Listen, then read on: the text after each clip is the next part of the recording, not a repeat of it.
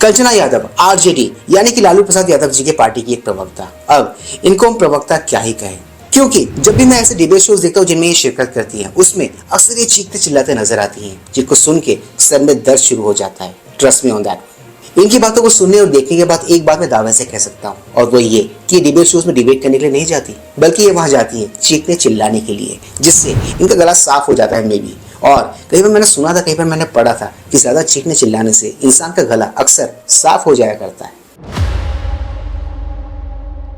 Please like share subscribe YouTube channel ताकि हम ऐसे कंटेंट्स बनाते रहें। ऑलराइट दोस्तों, let's go back to the topic then.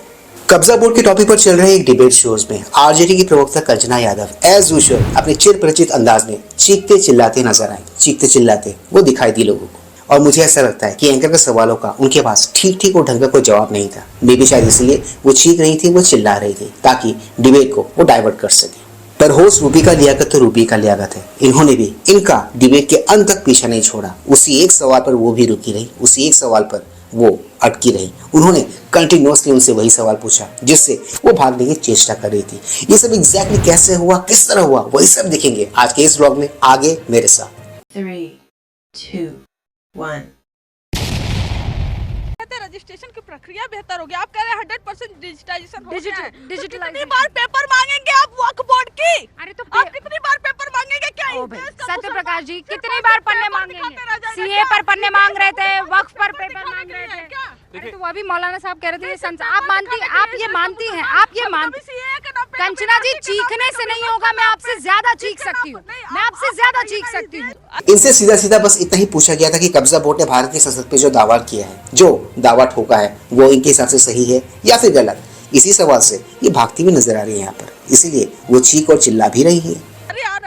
Paper देख, आप पेपर दिखवाने को बोलेंगे कि नहीं? आपको जवाब नहीं लेना है तो आप इनसे जवाब ले लीजिए। मुझे आपसे सवाल पूछना, मैं आपसे क्षमा चाहती हूँ, तो आप 10 सेकंड दीजिएगा, मैं जवाब दूंगी ना। पहले मेरे सवाल का जवाब दीजिए। सवाल का जवाब देंगे तब ना। आप सवाल आप सवाल का जवाब दीजिए। इधर उधर मत कीजिए ना, मैं बहुत शांत हूँ, मेरे सवाल का जवाब दीजिए। आप मानती है संसद की ये प्रॉपर्टी जो है? जहाँ तक मेरी समझ जा रही है, इनका जो एटीट्यूड है, इनका जो बिहेवियर है, उसको देख के एक बात मैं कंफर्म कह सकता हूँ कि डिबेट में इनको जवाब देने है नहीं, इनको बस गोल गोल जलेबियां बनानी है। वो क्या है ना, इन दिनों जलेबियां बहुत फैशन में है। मे भी वक्फ की है, हाँ कि ना? नहीं कि हाँ? रूबिका जी, अगर आपका सवाल हाँ या ना में होगा तो मैं राइट नाउ इस डिबेट को छोड़कर जाती हूँ। नहीं, डिबेट नहीं हो सकता ना फिर। अच्छा जी, अरे डिबेट नहीं हो सकता। मैं उससे माफी मांगना जैसे मैं कहती हूँ कि मैं नहीं मानती हूँ, आप भेजिए। कंचना जी, मैं ये मानती हूँ कि नहीं है। जवाब सुनिए, डिबेट करवा रही है क्या? मैं कह रही हूँ कि ये नहीं करवा रही है। है। मान लीजिए अगर आपको ये लगता है कि अरे कंचना जी जाइए मत, गड़बड़ हो जाएगी। यहाँ तो भारी गड़बड़ ऑलरेडी हो गई। कल्चना यादव जी इस सवाल के जवाब से बचने के लिए डिबेट से भागने की कोशिश कर रही है, बट भागते जाएंगी कहाँ मैडम? जवाब तो देना ही पड़ेगा आपको। एक्चुअली इस किस्म के सवालों से बचने के लिए डिबेट से भाग जाना, ये एक बहुत ही पुराना, बहुत ही ओल्ड टैक्टिक्स है, बहुत ही पुराना पैंतरा है, जो अक्सर ये लोग अपनाते हैं, जो अक्सर प्रवक्ता लोग अपनाते हैं, ताकि उनको उन सवालों का जवाब देना ही ना पड़े जिनको लेकर इनकी पार्टी की लाइन क्लियर नहीं है, साफ नहीं है। देखो, इस देश में कब्जा बोर्ड बहुत लंबे समय से मनमानियां करता हुआ आ रहा था। अब इनकी मनमानियों पर ताला तो लग चुका है, लगाम तो लग चुका है। भले ही सुप्रीम कोर्ट चले जाए, होने वाला कुछ है नहीं, क्योंकि जो लॉज हैं, जो कानून है, वो तो सदन ही बनाती है। सुप्रीम कोर्ट उसको सिर्फ और सिर्फ इंटरप्रेट ही करता है। कब्जा बोर्ड को लेकर जो भी लोग, जो भी पार्टियां इस देश में प्रदर्शनी, धरना, प्रोटेस्ट वगैरह करने की कोशिश कर रहे हैं या फिर कर रहे हैं, उनसे मैं एक ही बात कहना चाहूंगा, वो ये कि करना है कर लो, कोई बात नहीं है, आपका हक है, आप कर सकते हो, बट इससे होगा कुछ नहीं, क्योंकि कब्जा बोर्ड को जाना था वो तो गया। तो दोस्तों, आज के इस ब्लॉग में सिर्फ इतना ही।